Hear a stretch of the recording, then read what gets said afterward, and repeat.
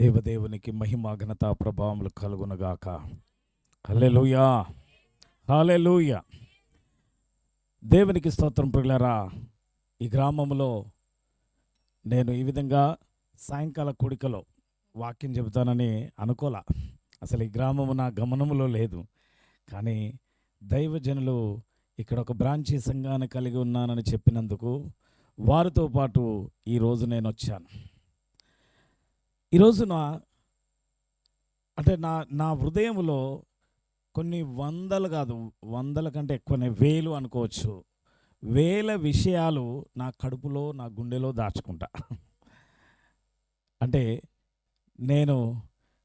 నాతో దేవుడు చెప్పాడు, నువ్వు కుటుంబాలను కట్టబోతున్నావు, జీవితాలను కట్టబోతున్నావు, అన్నిటికంటే ముఖ్యంగా ప్రభు అయిన యేసుక్రీస్తు వారి కొరకు వధువును సిద్ధపరచుటనే కార్యం చేయబోతున్నాడు అని.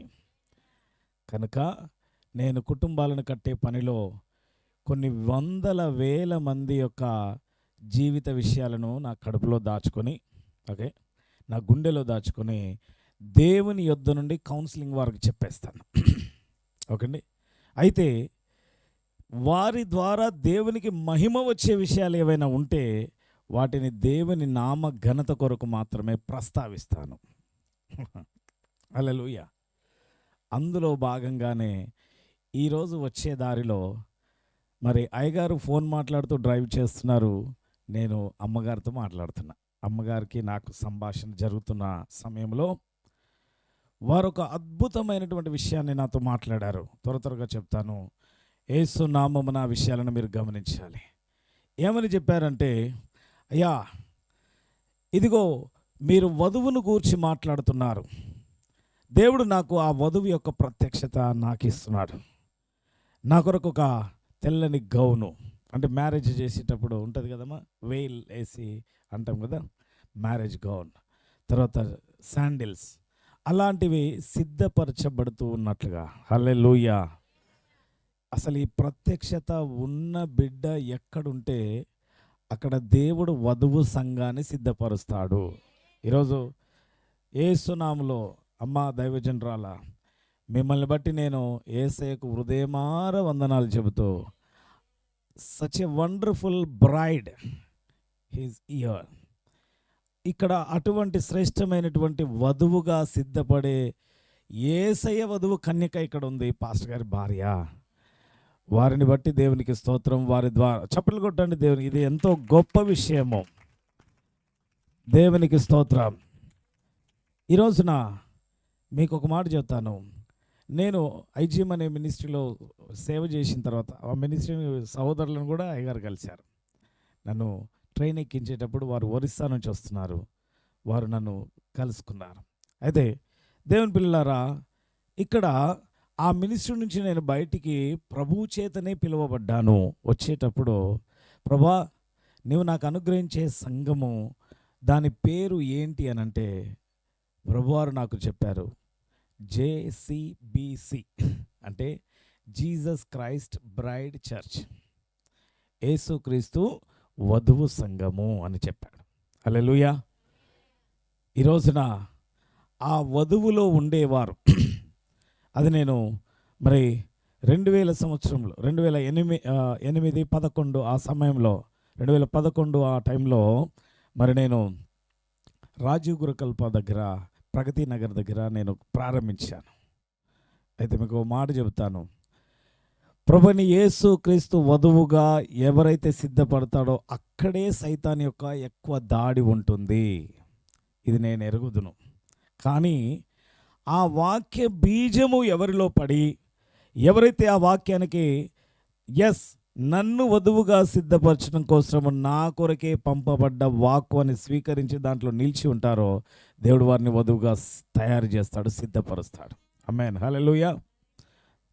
అక్కడ సుజాత, కృష్ణయ్య అనే నా బిడ్డలు, వారు ఈ వర్తమానాన్ని తీసుకొని మేము వధువులో ఉండడానికి భాగముగా పిలువబడ్డామని నమ్మి, ఈరోజు వారెంతో దూరంలో ఉన్నప్పటికీ నా కాపరత్వం కింద ఉన్నారు. దేవునికి స్తోత్రం. హల్లెలూయా. వారికి నేను ఆత్మీయ తండ్రిని. ఈరోజు కూడా ఆ నా కుమారుడు తన దశం భాగాన్ని నాకు పంపిస్తుంటాడు. అయ్యా, మేము మీ కాపరత్వం కింద ఉన్నాం. కాబట్టి ఆ బిడ్డ వధువులో ఉన్నది. అప్పుడు నా కుమార్తె చిన్నగా ఎదుగుతున్నది. దేవుడు నా కుమార్తె దివ్యను వధువుగా సిద్ధపరుస్తున్నానని నాతో మాట్లాడాడు. హల్లెలూయా. వింటున్నారా? ఇప్పుడు నేను గమనిస్తున్నటువంటి మూడవ వ్యక్తి దైవజనరాలు పాస్టమ్మ. చప్పట్లు కొట్టి దేవునికి స్తోత్రం చెల్లిస్తాను. అంటే ఎందుకు ఈ మాటలు చెబుతున్నానంటే, ఎవరెవరైతే నాలుగవ వ్యక్తిగా మిస్పా కుటుంబంలో దేవుడు కొంతమందిని చూపిస్తున్నాడు. అయితే ఎవరెవరైతే ఈ లోకము నుండి వేరై ప్రభువైన యేసుక్రీస్తు కొరకు జీవించడానికి ప్రాణాత్మ దేహాలలో దేవుడు కోరుకున్న పరిశుద్ధతను ధరించడానికి సిద్ధపడతారో వారే వధువులో ఉంటారు. గట్టిగా ఆమేన్ చెప్పండి. హల్లెలూయా. ఈ సమయంలో మనము మందిరంలో కాకుండా బహిరంగంగా పెట్టుకున్నాం కాబట్టి నా హృదయంలో సువార్త ప్రకటించాలని ఆశ ఉంది. జాగ్రత్త వింటున్నారమ్మా? సువార్త ఖచ్చితంగా చెబుతాను. నేను అసలు ఫస్ట్ నేను సువార్థికునిగానే పిలువబడ్డాను. అయితే సువార్త చెబుతాను, కానీ ఇప్పుడు అతి శ్రేష్టమైనటువంటి విషయము వధువును గూర్చి చెప్పాలని నా హృదయంలో ప్రభువు పెట్టాడు. కనుక ఈ గొప్ప దైవజనురాలు మీ సంఘ కాపరిగా ఉన్న కారణాన్ని బట్టి ఇక్కడున్న మీలో కూడా యేసయ్య కొరకు వధువుగా సిద్ధపడే అనేక మందిని లేపునుగాక. అందరూ కాదు, చూసారా? అందరూ కాదు, కొంతమంది. వింటున్నారా? అందరూ కాదు ప్రియులారా. ఎవరైతే నేను యేసయ్య కొరకు ఈరోజు ఈ వాక్యము నాకు అందినప్పటి నుండి నా ప్రాణాత్మ దేహాలలో దేవుడు అనుగ్రహించే పరిశుద్ధతను ధరించుకుంటాను అన్న వాళ్ళనే అసలు దేవుడు వధువుగా ఎవరిని చేర్చుకుంటాడంటే, ఇప్పుడు ఇదంతా వధువు వర్తమానం చాలా శ్రేష్టమైనది. అమ్మ చదవండి. ఏంటంటే రెండవ ఈ వర్తమానం అంతా నా హృదయంలో ఉంది కాబట్టి నేను బైబిల్ తెరవకుండా మీ ముందు మాట్లాడతాను. ఓకేనా? జాగ్రత్తగా వినండి. 2 కొరింథీ పత్రిక 11వ అధ్యాయం 3వ వచనం ప్రియులారా. 2 కొరింథీలకు రాసిన పత్రిక 11వ అధ్యాయం 3వ వచనం చదవండి. కాదు, అంతకంటే ముందు మాట. పవిత్రురాలైన దేవాసక్తితో మీ యొడల ఆసక్తి కలిగి ఉన్నాను. ఎందుకనగా పవిత్రురాలైన కన్యకనుగా ఒక్కడే పురుషునికి అనగా క్రీస్తునకు సమర్పింపవలెనని మిమ్మల్ని ప్రదానము చేసి తిని గాని సర్పం తనకు యుక్తి చేత హవ్వను మోసపరిచినట్లు మీ మనసులను చెరపబడి క్రీస్తు ఎడల ఉన్న సరళత నుండి పవిత్రత నుండి ఎట్లయినను తొలగిపోనేమని భయపడుచున్నానని పౌలు భక్తుడు అన్నాడు. ఇప్పుడు చెప్పండి, కొరింథు సంఘం అంతటిని దేవునికి ఎలా సమర్పించాలని అనుకున్నాడట ఆయన? పవిత్రురాలైన కన్యక. యేసయ్య ఎవరిని పెళ్లి చేసుకోబోతున్నాడమ్మా? ఈ భూలోకంలో ఉన్న పెళ్లి కుమారులే, రేయ్ ఎవరితో ఎంగేజ్మెంట్ చేసుకున్నావు తెలుసా, ఆమె ఇప్పటికే 4-5 అబర్షన్లు అయినాయిరా అని ఎవడైనా చెప్పాడు అనుకోండి, చేసుకుంటారమ్మా? పెళ్లి చూపులకు వెళ్ళిన వాళ్ళకి ఈ వార్త వినబడితే చేసుకుంటారా? చిచి, ఇలాంటి దాన్ని అస్సలు చేసుకోరు. మరి భూలోకములో ఉన్న వాళ్ళే ఈ క్వాలిటీ కోరుకుంటే పరలోకపు యేసయ్య ఎవరిని చేసుకుంటాడు? అయితే ఒక్క విషయం ఏంటంటే, భూలోక కన్యక దగ్గరికి రాకముందే ఆమె లోకము చేత పాపము చేత కొట్టబడి పట్టబడి ఉన్నది. మరి ఆయన దృష్టిలో ఆయన కోరుకున్న పవిత్రత ఏంటంటే, నువ్వు ఈ క్షణం వరకు పడి చెడి పాడైపోయిన బిడ్డవైనప్పటికీ ఈ వాక్యం విన్న తర్వాత, హల్లెలూయా, ఈ వాక్యమును బట్టి నేను ఈ రోజు నుండి నా యేసయ్యకు వధువుగా ఉండడానికి సిద్ధపడుతున్నానని తీర్మానం చేసే వారిని దేవుడు వధువులో ఉంచుతాడు. గట్టిగా చెప్పండి ఆమేనని. హల్లెలూయా. బైబిల్లో 2 యోహానులు ఉన్నారు. ఒక ఆయన బ్యాప్టిజం ఇచ్చే యోహాను, ఇంకొక ఆయనము శిష్యుడైన యోహాను. ఓకే అండి. ఈ ఇద్దరు వరువుని యొక్క ప్రత్యక్షతను, వధువు యొక్క ప్రత్యక్షతను చూసిన వారు. ఆమేన్ చెప్పండి గట్టిగా. హల్లెలూయా. చదవండి అమ్మా. ఆ, యోహాను సువార్త 3వ అధ్యాయము 29వ వచనం. బాప్టిజం ఇచ్చే యోహాను ఈ వరుని ప్రత్యక్షత గురించి ఏమై ఉన్నాడో ఒకసారి చదవండి దేవుని బిడ్డలారా. ఏమంటున్నాడు బాప్టిజం ఇచ్చే యోహాను? పెళ్లి కుమార్తె గలవాడు. ఏమా అక్కడ ఆగండి. ఊరకనే పెళ్లి బట్టలు వేసుకొని నేను ఇప్పుడు పెళ్లి కుమారుని వచ్చి అని అంటే ఎవడన్నా నమ్ముతాడా? వెంటనే అడిగేది ఏంటి? సరే సూటు బూట్ వేసుకున్నావు, పెళ్లి కుమారులాగానే ఉన్నావు, కానీ పక్కన భార్య ఏదిరా?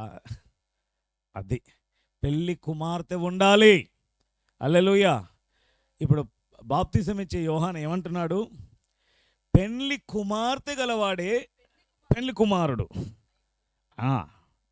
అయితే నిలువబడి సైడ్కు నిలవబడి ఆ పెళ్లి కుమారుని స్వరము వినేడి స్నేహితుడు ఆ పెళ్లి కుమారుని స్వరం విని మిక్కిలి సంతోషపడతాడు. ఇప్పుడు ఆ పెళ్లి కుమారుని యొక్క స్నేహితుడు ఎవరని బయలుపరుచుకున్నాడు? తానే, జాన్ ద బ్యాప్టిస్ట్. ఆ బ్రైడ్ గ్రూమ్, పెళ్లి కుమార్తెనేమో ఇంగ్లీష్లో బ్రైడ్ అంటారు, వరుణ్ణేమో బ్రైడ్ గ్రూమ్ అంటారు. ఓకే అండి. కాబట్టి దేవుని బిడ్డలారా, ఇప్పుడు యేసయ్యను ఈ బాప్తిసం ఇచ్చే యోహాను ఏమని గుర్తించాడు? పెళ్లి కుమారుడిగా చూశాడు. అందుకంటే ముందు బాప్టిజం ఇచ్చే రోజున యేసు ప్రభు వారు అందరితో పాటుగా వస్తుంటే ఆత్మదేవుడు లోపల ఉండి బయలుపరుస్తున్నాడు, ఇదిగో లోక పాపములను మోసుకొని పోవు దేవుని గొర్రె పిల్ల అని అన్నాడు. హల్లెలూయా. వింటున్నారమ్మా? లోక పాపములను 1:29 ఉంటుంది యోహాను సువార్త. అయితే ఆ తరువాత ఆ గొర్రె పిల్లను గురించి ఆలోచన చేస్తూ ఉంటే ఆత్మదేవుడు ఇంకోటి బయలుపరిచినాడు, ఆ గొర్రె పిల్లే పెళ్లి కుమారుడు అనంగానే ఆ పెళ్లి కుమారుని కొరకు నేను దారి సిద్ధపరచడానికి ఆ యెషయాలో ఉన్న దేవుని స్వరాన్ని నేనేనా అని ఆశ్చర్యపడి గంతలేసి దేవునికి స్తోత్రం చెల్లించాడు. అంటే ఇప్పుడు జాన్ ద బ్యాప్టిస్ట్ ఎవరిని చూశాడు? పెళ్లి కుమారుని చూశాడు.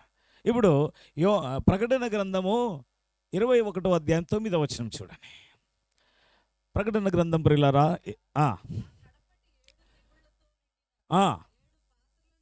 7 పాత్రలను పట్టుకున్న చూడండి, ఆ దేవదూతలు ఉగ్రతను గుమ్మరించడానికి ఉగ్రత పాత్రలతో ఉన్నారండి. అవునా?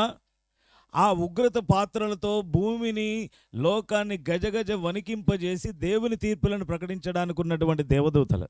కానీ ఆ దేవదూతలకు పెళ్లి కుమార్తె గురించిన ప్రత్యక్షత ఉంది. హల్లెలూయా.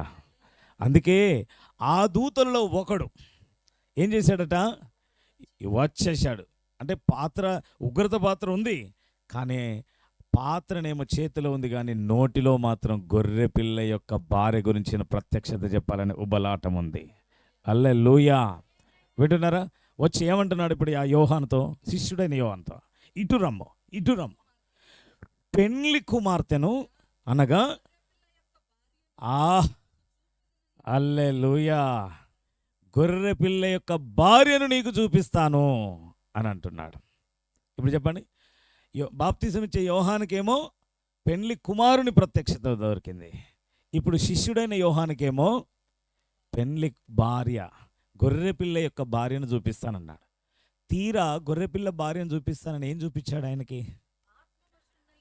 నన్ను ఎత్తైన పర్వతం మీదికి కొనిపోయి యెరూషలేమనే పరిశుద్ధ పట్టణం దేవుని మహిమ గలదై దేవుని యొద్ద నుండి దిగి వచ్చుట నాకు చూపెను. హల్లెలూయా. వింటున్నారమ్మా? అది ఎక్కడి నుండి వస్తుంది? దేవుని యొద్ద నుండి. అయితే తీర భార్యను చూపిస్తానని యోహాను ఎవరిని చూస్తున్నాడు? పరిశుద్ధ పట్టణాన్ని చూస్తున్నాడు. ఆమెన్. ఇప్పుడు చెప్పండి, గొర్రెపిల్ల భార్య ఒక్కతే అని ఒక సింగిల్ లేడీ కాదు ప్రియులారా. ఈ భూలోక ప్రపంచమంతటా ఉన్నటువంటి వధువుగా ఉన్న బిడ్డలందరూ కలిసి ఆ పట్టణములో ఉంటే ఆ పట్టణానికి పట్టణమే ఆయన భార్యగా చెప్పబడుతున్నారు. హల్లెలూయా. ఈరోజు ఇది చాలా గొప్ప ప్రత్యక్షత. వింటున్న మీరు ధన్యులు. వింటున్నారా? ఈ లైవ్లో వింటున్నటువంటి బిడ్డలకు గొప్ప ధన్యత కలుగునుగాక యేసు నామములో. హల్లెలూయా. యేసు క్రీస్తు నామమున ఇదిగో మీరు ఆ పట్టణములో ఉందురుగాక. హల్లెలూయా. ప్రకటన గ్రంథము చివరి అధ్యాయం 14వ వచనములో ఇదే మాట అందరి కొరకు చెప్పబడుతున్న మాట. జీవ వృక్షమునకు హక్కు గలవారై గుమ్మముల గుండా ఆ పట్టణములోనికి ప్రవేశించునట్లు తమ వస్త్రములను ఉదుక్కునేవారు ధన్యులు. హల్లెలూయా. వస్త్రాలను ఎందుకొరకు ఉతుక్కోవాలంటే జీవ వృక్షానికి హక్కుదారులు అవ్వాలి. ఎందుకు? మన ఆదాము అవ్వలు పాపము చేసినప్పుడు ఏ హక్కు కోల్పోయినారు చెప్పండి? జీవ వృక్షానికి తినే హక్కు కోల్పోయినారు కదా. ఇప్పుడు ఆ హక్కు కావాలన్నా పరిశుద్ధ పట్టణములో ప్రవేశించి ఆ వధువుగా మారి ఆయనకు భార్యగా ఉండాలన్నా గొర్రె పిల్ల రక్తములో చెప్పండి తమ వస్త్రాలను ఉదుక్కోవాలి. హల్లెలూయా. ఇప్పుడు చెప్పండి ఏంటి ఆ వస్త్రములు అంటే, ప్రకటన 19వ అధ్యాయము 7 నుండి 9 వచనాలలో కలిపి ఉన్నటువంటి మాట. 6 నుంచి ఉంటుంది కానీ 7వ వచనం నుండి చదవండి. గొర్రె పిల్ల యొక్క భార్య గురించి. శబ్దమును, జలముల శబ్దమును, త్వరగా ఏలుచున్నాడు. స్తుతించండి. అక్క నుండి గొర్రె పిల్ల వివాహ మహోత్సవ సమయం వచ్చి ఉన్నది. ఆయన భార్య తనను తాను సిద్ధపరుచుకున్నది. ఉత్సహించి మహిమపరుద్దాం. చూడండి, ఆమె ధరించుకున్నటకు ప్రకాశములను నిర్మలమునైన సన్నపు నారవస్త్రములు ఆమెకి ఇయ్యబడెను. అవి అంటే ఏంటంటే దేవుడు అంటున్నాడు పరిశుద్ధుల నీతి క్రియలు. ఆమేన్. హల్లెలూయా. అమ్మగారు, నేను మాట్లాడేటప్పుడు చేతులు దేనికి సాదృశ్యం, పాదాలకు దేనికి సాదృశ్యం అని చెప్పాను కదా. ఈ రోజున బట్టలు దేనికి సాదృశ్యము అని అంటే ఆ వస్త్రములు ఏవో కావు, పరిశుద్ధుల నీతి క్రియలు. అమ్మా, ఒకప్పుడు యెషయా గ్రంథంలో చెప్పబడ్డట్టుగా మా నీతి క్రియలన్నీ మురికి గుడ్డలతో సమానం అన్నారు కదా. అక్కడ ఉన్న మాట యొక్క అర్థం ఏంటని నేను చదివినప్పుడు నెలసరి సమయంలో స్త్రీ వాడి పాడేసేటువంటి బట్టలకు ఆ పేరు పెట్టబడింది. వింటున్నారా? అలాంటివి మన నీతి క్రియలు.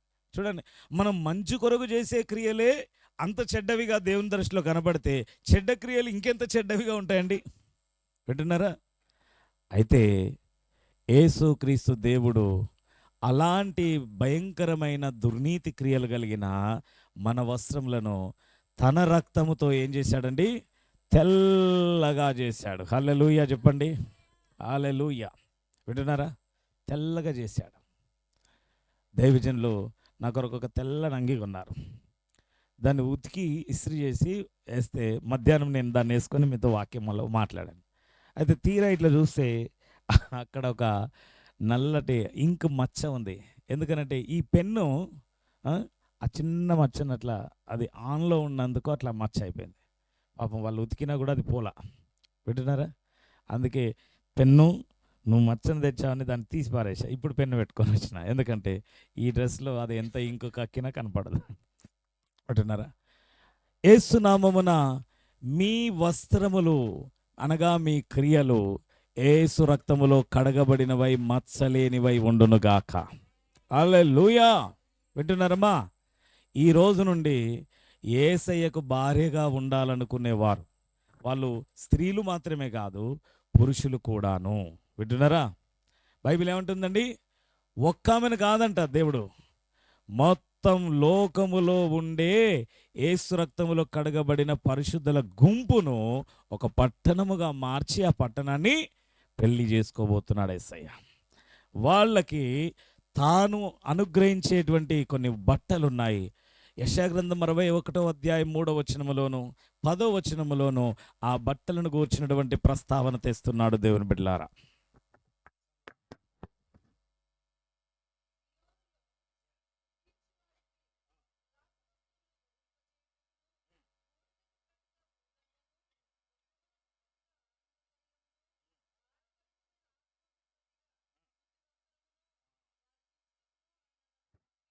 ఓకే, ఒకటి స్తుతి వస్త్రం. తర్వాత ఇంకా చదవండి.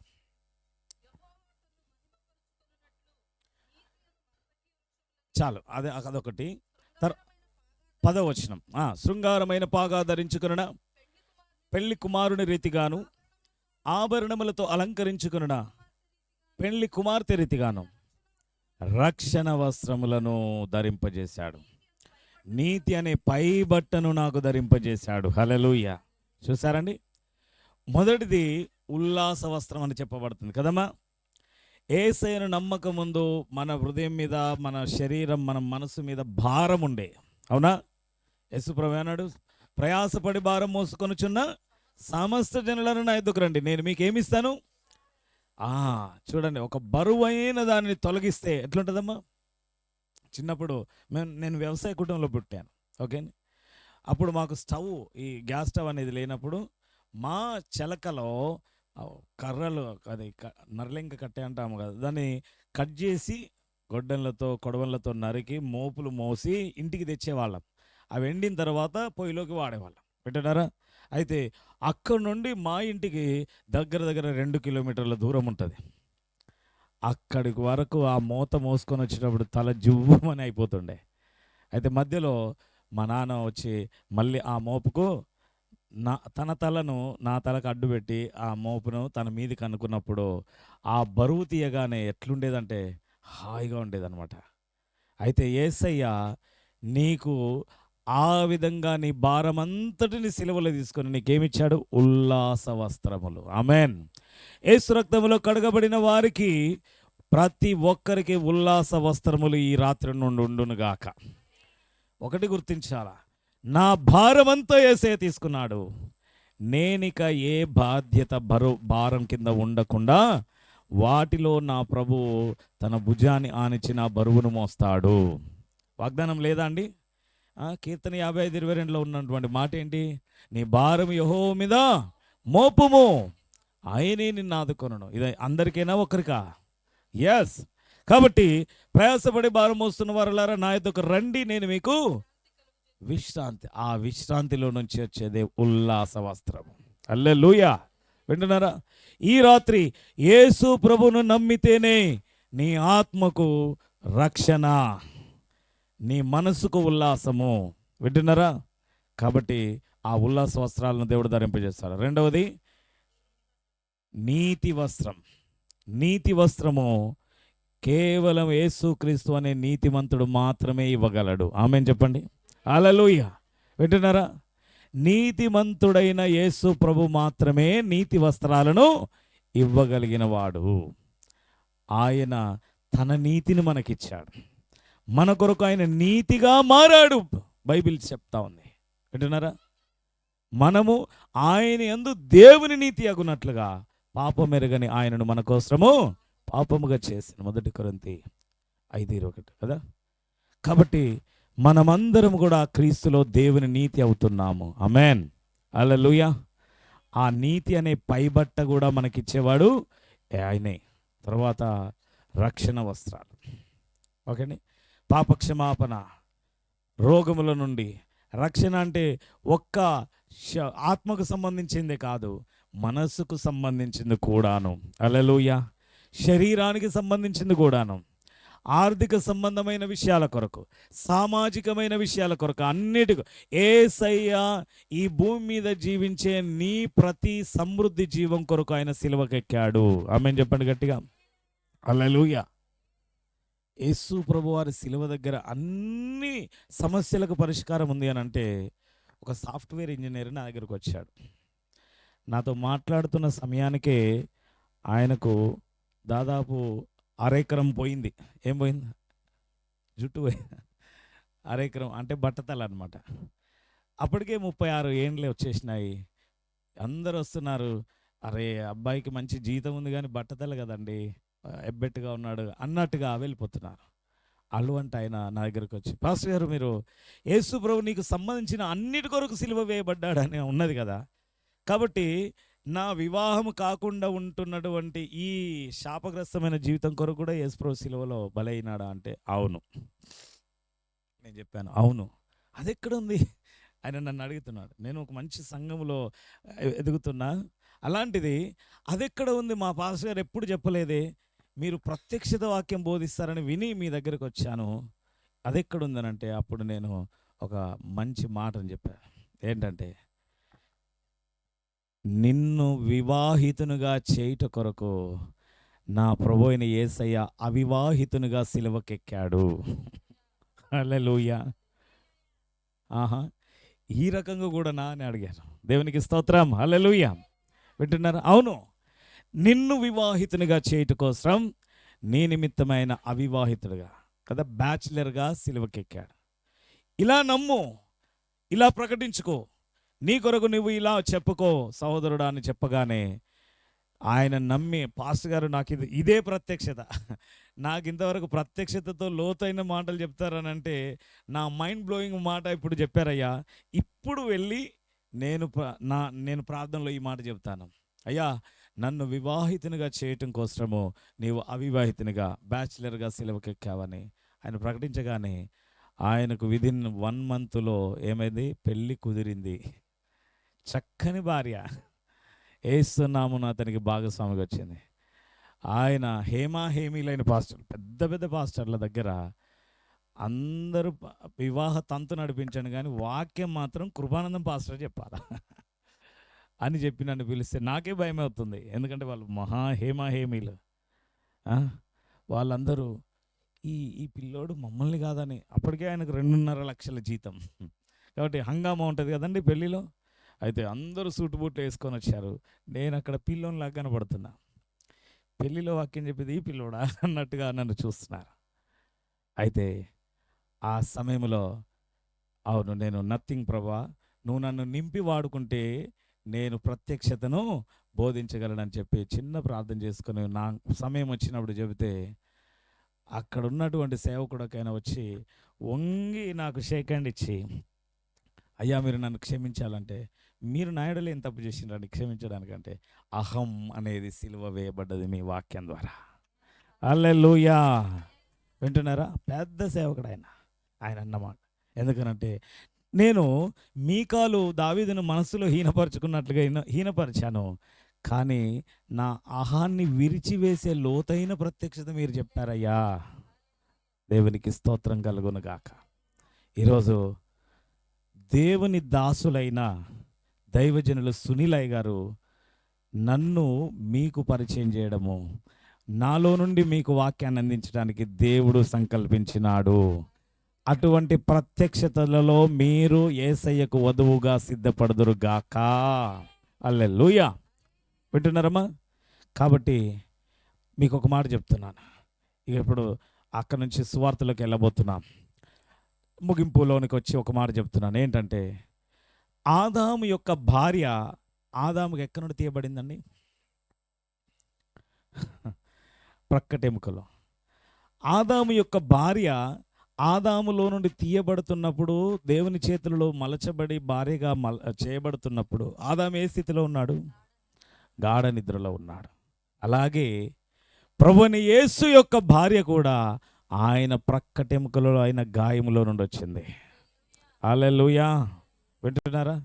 ఏ విధంగానైతే ఆదాము భార్య బయటికి వచ్చేటప్పుడు ఆదాముకు గాఢ నిద్రలో ఉన్నాడో, యేసు ప్రభు పక్కలో బల్లెంతో పొడబడినప్పుడు యేసు ఆల్రెడీ చనిపోయి ఉన్నాడు. వింటున్నారని? చనిపోయి ఉన్నాడు.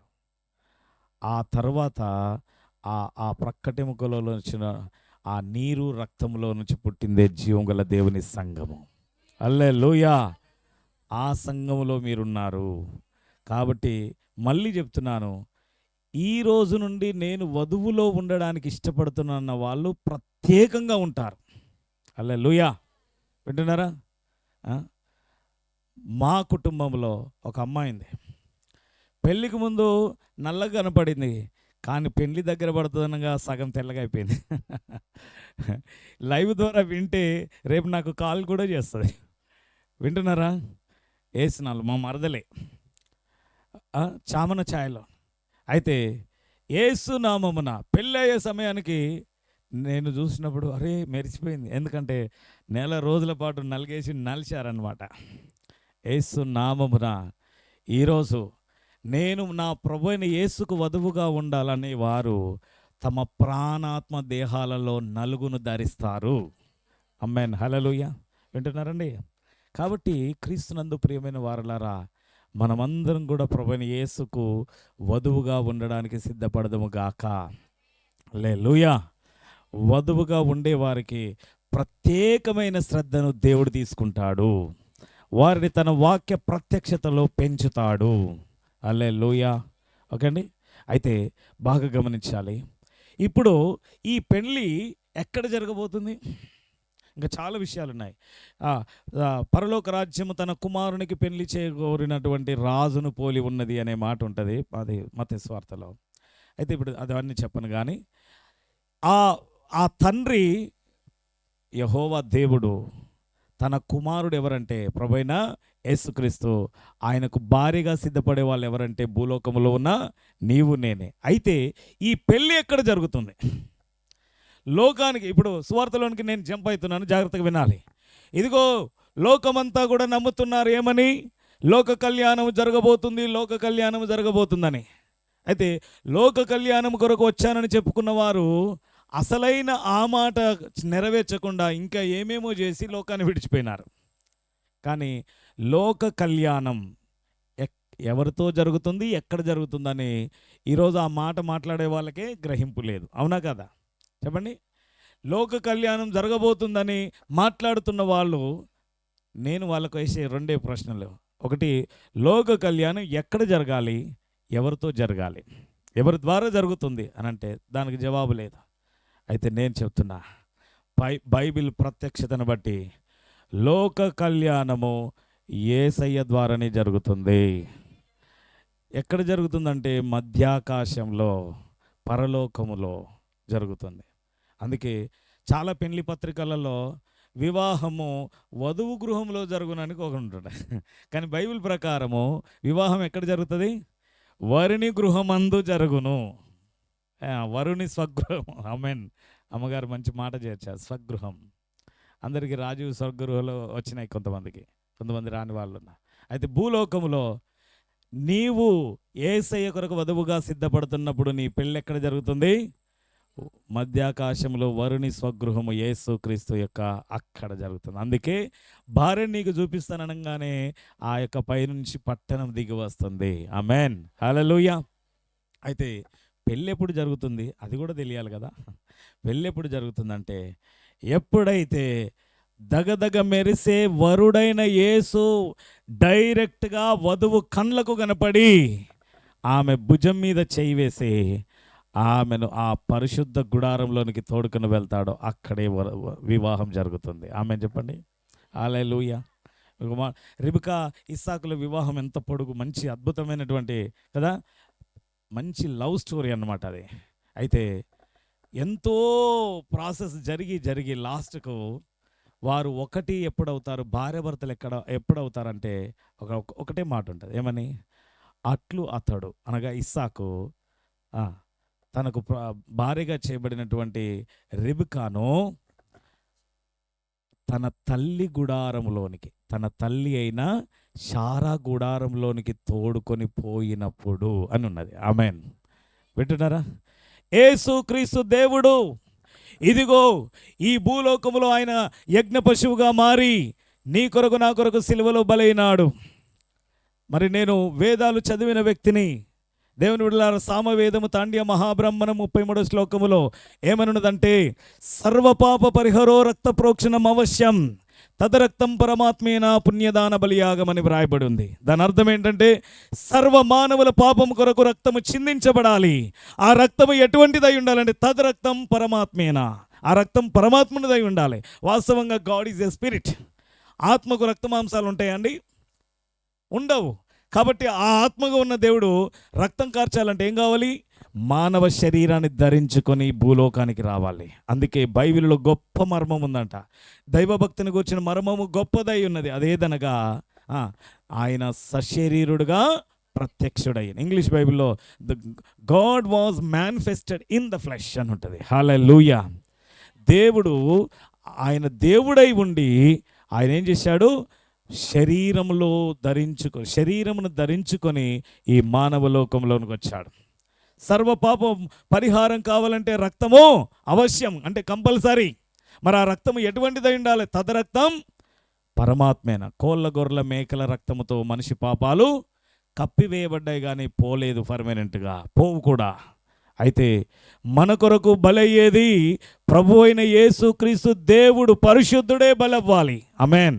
వింటున్నారమ్మా? కాబట్టి ప్రియ దేవుని బిడ్డలారా, ఈ రోజున యేసు ప్రభువులో ఉన్నటువంటి రక్తము పరిశుద్ధమైనదా కాదా? చెప్పండి. పరిశుద్ధమైన రక్తం అండి. అందుకే ఆయన ఎవరికి పుట్టాడు? కన్యకకు పుట్టాడు. వింటున్నారా అమ్మా? మనము ఈ భూమి మీద వచ్చేటువంటి ప్రాసెస్ చెప్తాను. మాకు తెలిసిలేవయ్యా, మీకంటే ముందు పుట్టిన వాళ్ళం అని పెద్దమ్మలు ఉండవచ్చు, అనుకోవచ్చు. కానీ మీకు చెప్తున్నా ఒక మాట. ఫస్ట్ మనల్ని కనేది ఎవరండి? తల్లి కాదు, తండ్రి. అదేంటి హైదరాబాద్ పాస్టర్ విచిత్రంగా ఒక మాట చెప్తున్నాడు అనుకుంటున్నారా? వాస్తవమా కాదా? వాస్తవం అన్నోళ్ళు నాతో చేయెత్తండి. పాస్టర్ గారు చెప్పారంటే కరెక్టే అయి ఉంటుందని అనుమానం ఉన్నా కూడా ఎత్తుతున్నారు. ఓకే, నిజంగా ఎత్తాలి అంటే ఇప్పుడు వినండి. ఫస్ట్ మనము తల్లి లోపలికి రాకముందు ఎక్కడున్నాము? తండ్రిలో ఉంటిమి. హల్లెలూయా. వింటున్నారా? తండ్రిలో ఉంటాం. తండ్రి లోపల ఉన్నటువంటి దాన్ని మైక్రోస్కోప్ పెట్టినా కనబడదు, అంతగా ఉంటా. అయితే తల్లి లోపలికి వచ్చేటప్పుడు మనం ఒక కణము ద్వారా తల్లి లోపల ప్రవేశిస్తున్నాం. అలా ప్రవేశించినప్పుడు కూడా తల్లికి తెలియదు. ఎప్పటి వరకు? నెల వరకు తెలియదు. అవునమ్మా? అప్పటికి తెలిసిద్ది. ఏదో వామిటింగ్స్ ఏదో అంటున్నారని అప్పుడు అర్థమై అని డాక్టర్ దగ్గరికి వెళ్తే గుడ్ న్యూస్ అని చెప్పాగానే కంగ్రాచులేషన్ స్వీట్ నోట్లు పెడతారు. అప్పుడు తల్లి యేసు నామములో ధరిస్తూ ఉంది. ఇక అలా 3వ నెల తర్వాత 5, 6, 9కి పరిపూర్ణమైన ఈ శరీరాన్ని ధరించుకొని భూమి మీదకి వస్తాం. ఇది మన రాకడ. అవునా? ఫస్ట్ మనము తండ్రి లోపల ఉండి తల్లి లోపలికి వచ్చి ఈ ఆకారాన్ని ధరించుకొని 9 నెలల తర్వాత భూమి మీదకి వస్తాం. కాబట్టి ఇప్పుడు మనలో ప్రవహించే రక్తం ఎవరిది? తండ్రిది. అర్థమైందా ఇప్పుడు? అయితే యేసు ప్రభుల వారు ఈ భూమి మీదకి వచ్చేటప్పుడు ఆయన ఆదాము కంటే ముందే ఉన్నవాడు కాబట్టి మళ్ళీ ఆదాములో నుండి రాలేడు. ఆయన ముందున్నవాడు కదా ఆదాము కంటే. అందుకే ఆయన ఏం చేశాడంటే డైరెక్ట్ వచ్చేసాడు. హల్లెలూయా. ఎట్లా వచ్చాడు? అన్నం తింటే నోట్లో నుంచి కడుపులోకి దిగినట్టుగా. అమ్మో, మీ ప్రేమ నేను తట్టుకోలేకపోతున్నా. పెట్టి నా కడుపంతా నింపేశారండి. వింటున్నారా? నేను ఇందాక పాస్ కదా, మా హైదరాబాద్లో కొట్టి చంపితే వీళ్ళంతా పెట్టి చంపుతున్నారు. వింటున్నారా? దేవుని బిడ్డలారా, ఆ విధంగా దేవుడైన యేసయ్య, ప్రభు అయిన యేసయ్య ఏం చేశాడండి? మరియమ్మ గర్భంలోనికి తండ్రి నుండి రాలేదు. ఎందుకంటే తండ్రి కంటే ముందుగా ఉన్నవాడు, ఆదాము కంటే ముందున్నవాడు కదా, మళ్ళీ వెనక్కి వెళ్ళలేడు. కాబట్టి ఆయన డైరెక్ట్గా ఆ కన్య గర్భంలోనికి అన్నం తింటే నోట్లో నుండి కడుపులోకి దిగినట్టుగా గర్భంలోనికి దూరేశాడు యేసయ్య. గట్టిగా హల్లెలూయా చెప్పండి. హల్లెలూయా. ఈరోజు క్రిస్మస్ వర్తమానం కూడా చెప్తున్నాను. దేవునికి స్తోత్రం. అలా దూరిన యేసయ్యలో ఇప్పుడు ఏముంది అనంటే ఈ భూలోక మానవ తండ్రి బీజము లేదు. జస్ట్ తల్లి క్రోమోజోములు మాత్రమే కలిశాయి. కానీ రక్తం మాత్రము పరలోకములోనే ఆయన నింపుకొని వచ్చాడు. ఆమేన్ చెప్పండి. వింటున్నారా? యేసు ప్రభుల వారు భూమి మీద ఉన్నప్పుడు ఆయన గురించినటువంటి చాలా సత్యాలు చెప్పబడి ఉన్నాయి. మీకు తెలియదేమో కానీ యేసయ్య ఈ భూమి మీద నడిచిన సజీవుడైన దేవుడు. అవునా? అయితే ఆయన గురించి చరిత్రకారులు రాశారు. జోసిఫస్ ఇంకా చాలామంది రాసినటువంటి మరి సువార్త యొక్క ఇది ప్రకారంగా ఆయన భూమి మీద 5 అడుగుల 11 అంగుళాల పొడవు కలిగి ఉన్నాడు. వింటున్నారా? 5 అడుగుల 11 అంగుళాల పొడవు కలిగి, తర్వాత ఆయన ఒక 80 కిలోల బరువు కలిగి తన ఆరోగ్యకరమైనటువంటి శరీరంలో దాదాపు 7-8 లీటర్ల రక్తాన్ని కలిగి ఉన్నాడు. అటువంటి పరిశుద్ధ రక్తాన్ని మనందరి కొరకు సిలువలో బలిగా చేశాడు. ఆమేన్ చెప్పండి గట్టిగా. అటువంటి పరిశుద్ధ రక్తముతో మన సర్వ మానవాళి పాపాన్ని ఆయన కడిగి వేశాడు. హల్లెలూయా. చనిపోయి సమాధి అయి తిరిగి లేచాడు. పరలోకానికి వెళ్ళేటప్పుడు ఏమన్నాడు? ఇదిగో నేను తండ్రి వద్దకు వెళ్ళొచ్చున్నాను, మీ కొరకు స్థలం సిద్ధపరచడానికి. నేను వెళ్ళి మీకు స్థలం సిద్ధపరిచిన తర్వాత నేనుండే స్థలములో మీరు ఉండులాగున మరలా వచ్చి మిమ్మలను తీసుకొని పోవుదును అన్నాడు. హల్లెలూయా. ఈరోజు క్రైస్తవునికి ఉన్న నిరీక్షణ ఎవరికి లేదు ప్రియులారా? ఆమేనని చెప్పండి. హల్లెలూయా. నేను ఒక రోజున ఈవినింగ్ 7:30 అవుతుంది, వెళ్తున్నాను. ఇట్లా వెళ్తుంటే ఆల్మోస్ట్ సిటీలో అంతా రద్దీగానే ఉంటుంది, కానీ ఒక బస్ స్టాండ్ దగ్గర ఒక చిన్న పిల్ల కూర్చుంది, బ్యాగ్ వేసుకున్నది, ఇంకేదో బ్యాగ్ చేతులు పట్టుకొని కూర్చుంటే నాకు ఆ బిడ్డ మీద జాలేసింది. వచ్చి, హలో బేటా, ఎక్కడికి వెళ్ళాలంటే, అంకుల్ నేను పలానా స్థలం, అయితే నేను చర్చి పాస్టర్ని అమ్మా, ఎస్ఐ బిడ్డను, అట్లా చెప్పుకుంటేనే కదా. ఓకే, నేను చర్చి పాస్టర్ని, ఎస్ఐ బిడ్డను అంటే, థ్యాంక్ యూ అంకుల్, మంచిది అని అంటే, మరి రా బిడ్డ, ఇంత టైం అయింది కదా, నేను మీ ఇంటికాడ దించేస్తాను అని చెప్తే, లేదు అంకుల్, మా డాడీ వస్తానన్నాడంటే లేట్ అయినా వస్తాడు. బా, నాకు ఆ బిడ్డను చూసి ముచ్చటేసింది. నేను కూడా ఎప్పుడు వస్తానన్నాడంటే 7:30, 8 బిట్వీన్లో వస్తాను, చాలా దూరంలో ఉన్న బిడ్డ అని చెప్పాడు. అంటే అక్కడే నేను ఆగి ఇంకా వాళ్ళ డాడీ వచ్చే వరకు వెయిట్ చేసిన. వచ్చిన తర్వాత ఆయనతో ఒక మాట అన్నా, అయ్యా మీ బిడ్డ గ్రేట్, మీ మాటను ఎంత గౌరవిస్తుంది, మీరు చెప్పారంట, ఇగో నేను పాస్టర్ అంటే, నమస్తే పాస్టర్ గారు, మీరు అని మంచిగా రిసీవ్ చేసుకున్నారు. అంటే వస్తానని చెప్పే ఒక్క మాట మీద బిడ్డలు కూతుర్లు నమ్మిక పెట్టుకున్నప్పుడు యేసయ్య వస్తాను మమ్మల్ని తీసుకొని పోతానన్నాడు. హల్లెలూయా. వింటున్నారా? అయితే ఈ లోకం ఇంకా కన్ఫ్యూజన్లో ఉంది. లోక కళ్యాణం జరుగుతుందని నమ్ముతున్నారు, కానీ ఎక్కడ జరుగుతుంది, ఎవరితో జరుగుతుంది ఎరగని వారు ఉన్నారు. కానీ మనకైతే ఒక పాట ఉంది, ఎప్పుడయ్యా లోక కళ్యాణము,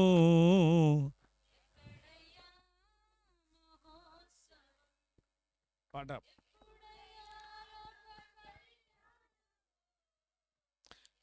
మ్యూజిక్. మహోత్సవం మధ్య ఆకాశమా మహిమలో కానన, మధ్య ఆకాశమా మహిమలో కానన, నా ప్రియుడా నా ప్రియ యేసు, నా వరుడా పెళ్లి కుమారుడా, నా ప్రియుడా నా ప్రియ యేసు, నా వరుడా పెళ్లి కుమారుడా, ఎప్పుడయ్యా లోక కళ్యాణము, ఆ మహోత్సవం, ఎప్పుడయ్యా లోక కళ్యాణము, ఎక్కడయ్యా మహోత్సవం, మధ్య ఆకాశమా మహిమలో కానన, మధ్య ఆకాశమా మహిమలో కానన, ప్రియుడా నా ప్రియ యేసు, నా వరుడా పెళ్లి కుమారుడా.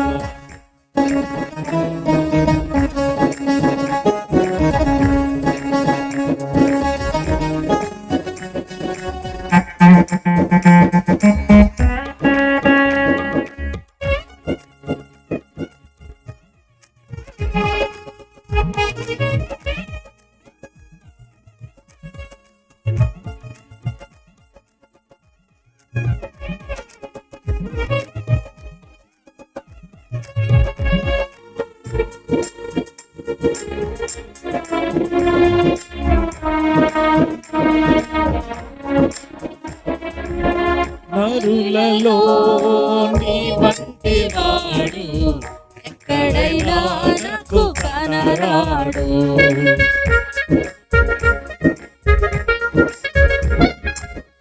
నరులలో నీ వంటి వాడు ఎక్కడైనా నాకు కనరాడు, నీ ప్రేమ మధురం, నీ ప్రేమ అమరం, నీ ప్రేమ మధురం,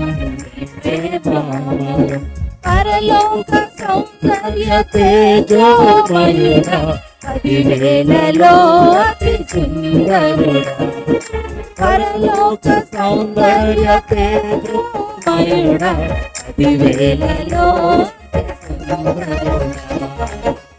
ఎప్పుడయ్యా లోక కళ్యాణమో, ఎక్కడయ్యా మహోత్సవం, ఎప్పుడయ్యా లోక కళ్యాణమో, ఎక్కడయ్యా మహోత్సవం, మధ్య ఆకాశమా మహిమలోకాన, మధ్య ఆకాశమా మహిమలోకాన, నా ప్రియుడా నా ప్రియ యేసు, నా వరుడా పెళ్లి కుమారుడా, నా ప్రియుడా నా ప్రియ యేసు, నా వరుడా పెళ్లి కుమారుడా. దేవునికి స్తోత్రం కలుగునుగాక. రెండు చేతుల తల్లులే చెప్దామా. ఇప్పుడు నేను చెప్పిన మాట అంతా మీకు అర్థమైంది కదండి. యేసు నామమున ఈరోజు సర్వలోక మానవాళి పాపం కొరకు సిలువలో బలైంది ఎవరండి? ఒక్కగానొక్క దేవుడు, ఆయనే ప్రభువైన యేసుక్రీస్తు. ఆయన గురించి మన వేరే వేరే గ్రంథాలలో కూడా వ్రాయబడడం గొప్ప విషయం కదండి. కాబట్టి ప్రియ దేవుని బిడ్డలారా, ఎవరైనా రాని, ఎవరైనా అడగని, దాన్ని నెరవేర్చింది స్వయాన ఎవరంటే జవాబు చెప్పక తప్పదు. ఎవరని? యేసు ప్రభు మాత్రమే అని. ఆమెన్. వింటున్నారా? ఆయన రక్తం మాత్రమే పవిత్రమైనది. ఆ పరిశుద్ధ పవిత్రమైన రక్తాన్ని నీ కొరకు నా కొరకు ఆయన కార్చాడు కలువరి సిలువలో. వింటున్నారా? కాబట్టి ఈ రోజున సువార్త మాట ఏంటంటే, ఇదిగో మరి దేవుని బిడ్డలారా, 68వ కీర్తన 48వ వచనంలో ఒక మాట ఉన్నది. చదవండి దయచేసి.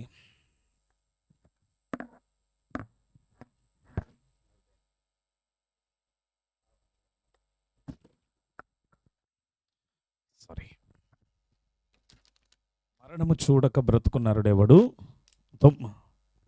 ఓకే, 89వ కీర్తన, 89వ కీర్తన అనుకుంటాను. 89వ కీర్తన ఎన్నో వచ్చినాం? అది 40. ఎస్. మరణమును చూడక బ్రతుకు నరుడు ఎవడు, పాతాళము యొక్క వశము కాకుండా తన్ను తాను తప్పించుకునగలవాడెవడు. చూసారా? బైబిల్ సెలవిస్తూ ఉంది. 2 ప్రశ్నలు వేసింది ఈ రోజున. ఇప్పుడు ఇందాక వాక్యం విన్న వాళ్ళేమో మీరు వధువుగా ఉండడానికి సిద్ధపడాలి, ఓకేనా? ఇప్పుడు మన గ్రామం ఈ మాట వినాలి, ఈ సత్యానికి చెవియొగ్గి యేసుక్రీస్తుకు హృదయం ఇవ్వాలి. ఆమెన్. అలా ఇవ్వడానికి దేవుడే ఈ రాత్రి ఈ మైక్ ద్వారా మిమ్మల్ని ప్రశ్నిస్తున్నాడు, లోకాన్ని ప్రశ్నిస్తున్నాడు. ఏమని? మరణము చూడక బ్రతుకున్నారుడెవడు. ఈ ప్రశ్నకు జవాబు ఏంటమ్మా? మీరు కూడా చెప్పండి. మీరు చెప్తేనే లోకానికి తెలుస్తుంది. మరణం చూడక బ్రతికే నరుడు ఎవరైనా ఉన్నారా? అక్కడ మనకు ఈ పాట ఉంది, మరణం రుచి చూడక బ్రతుకున్నాడు.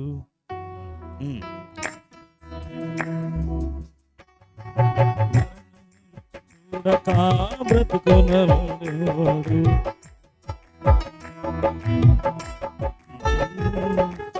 నా పెద్దదం లేదు మరణానికి, నా పెద్దదేదం లేదు మరణానికి.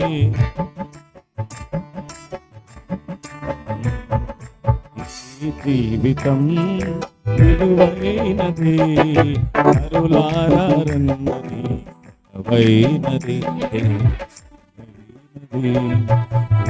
జీవితం విలువైనది, నరులారండని అయినది, దేవుని సెలవైనది. సిద్ధపడినావా చివరి యాత్రకు, సిద్ధపడినావా చివరి యాత్రకు, యుగయుగాలు దేవునితో ఉండుటకు. ఈ జీవితం విలువైనది, కరులారండని సెలవైనది. హల్లెలూయా. అవునా? ఈ జీవితం విలువైందా కాదమ్మా? దుర్మార్గులు ఒక చిన్న అమ్మాయి నో ఆనందాన్ని చచ్చిపోతున్నారు. వింటున్నారా? ఈ జీవితం విలువైందంటే ఒక 50,000 అప్పు కొరకు ఉరేసుకొని చనిపోయిన వాళ్ళు ఉన్నారు. మై గాడ్, ఇంత విలువైన జీవితము నీకు ఇచ్చింది నీ అంతటా నువ్వు చంపుకోవడానికి కాదు, నీ యాత్రను ముగించుకొని తిరిగి రమ్మన్నాడు యేసయ్య. అవునా కదా? 91వ కీర్తనలో మోషే భక్తుడు 90వ కీర్తన అనుకుంటా కదా, 90వ కీర్తనలో 2వ వచనములో అక్కడ అంటాడు, ఫస్ట్ నుంచి చదివితే గనక, ప్రభువా తరతరముల నుండి మాకు నివాస స్థలము నీవే, పర్వతముల పుట్టక మునుపు భూమిని లోకములను పుట్టింపక మునుపు యుగ యుగములు నీవే దేవుడవు, నీవు మనుషులను మంటికి మారుస్తున్నావు. చూసారా, నీ తల్లి గర్భములో నిన్ను పుట్టించేటప్పుడు నీకు ఒక మాట చెప్పి మరీ పంపించాడమ్మా యేసయ్య. హల్లెలూయా చెప్తారా ఒకసారి? ఇది మీ కొరకే కాదు, మీ ద్వారా వింటున్న మన గ్రామస్తుల కొరకు మాట్లాడుతున్నాను. హల్లెలూయా. నిన్ను తల్లి గర్భమందు పెట్టి ఈ భూలోకానికి పంపించేటప్పుడు ఒక మాట చెప్పి పంపించాడు. అమ్మా, సాధారణంగా ఆడాళ్ళకి రెండు ఊళ్ళు ఉంటాయి. ఒకటి పుట్టినిల్లు, మెట్టినిల్లు అంటారు.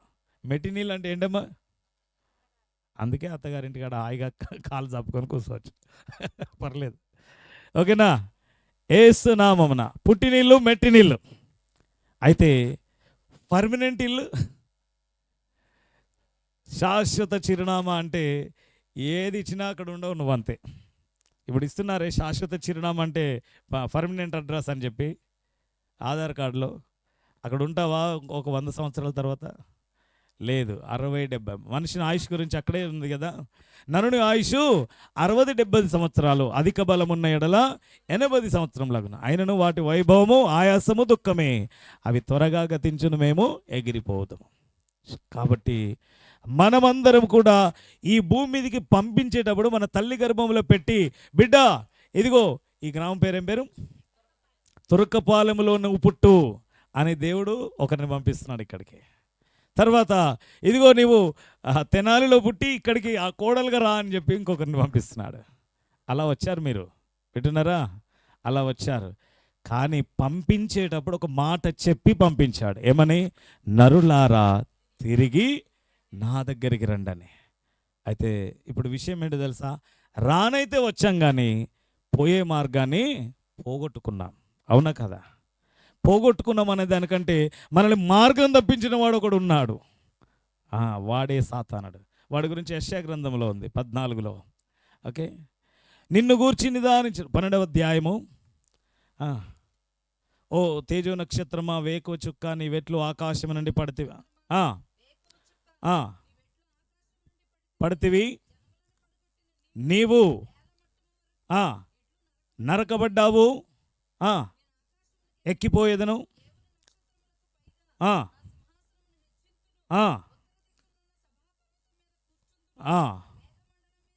ఎక్కుదును,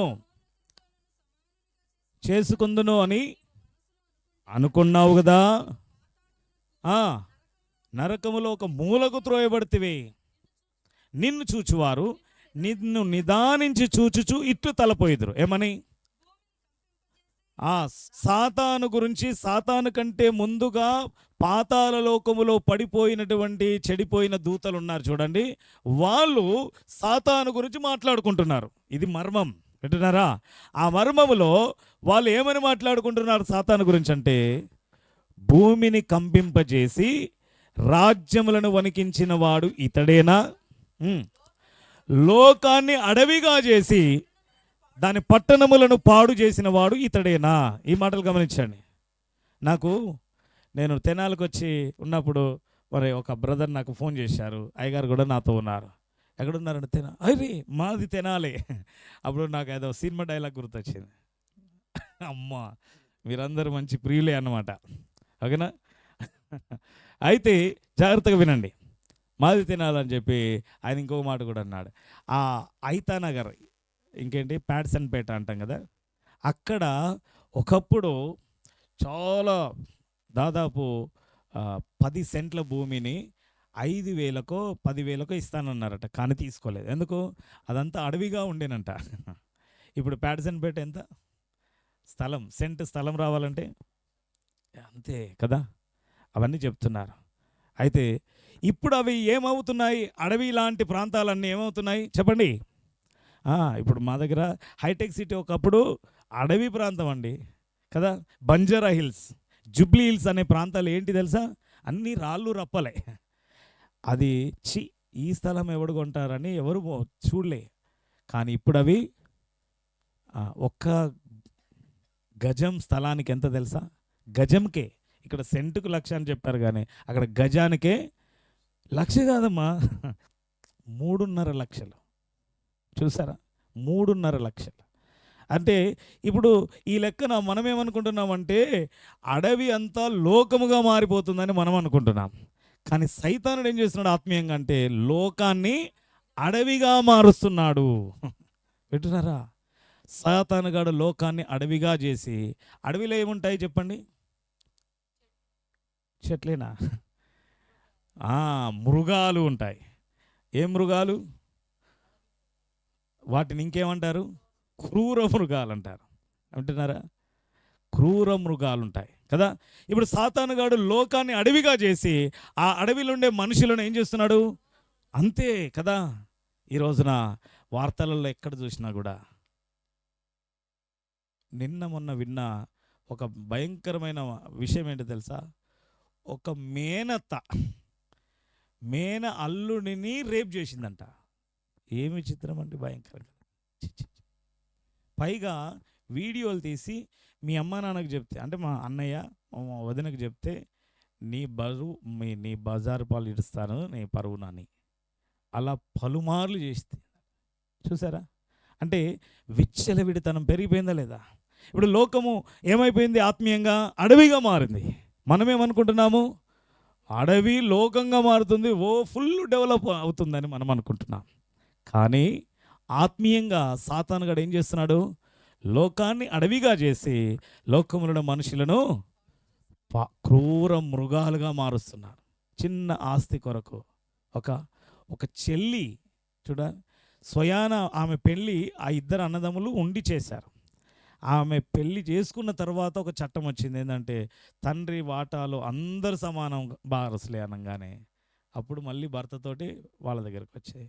అప్పుడు వాళ్ళు ఏమన్నారంటే, చెల్లి నీ కొరకు మేము అప్పులు చేసి నీ పెళ్లి చేశాము, ఈరోజు ఇద్దరు అన్నదమ్ములము ఈఎంఐ రూపంలో నీ అప్పులు తీరుస్తున్నాము, ఇంకా నువ్వు నాన్నగారి ఆస్తిని ఆశించవచ్చా అంటే, నాకే ఎదురు చెప్తారా అని చెప్పి ఇద్దరు అన్నయ్యలను లేపేయించింది చెల్లి.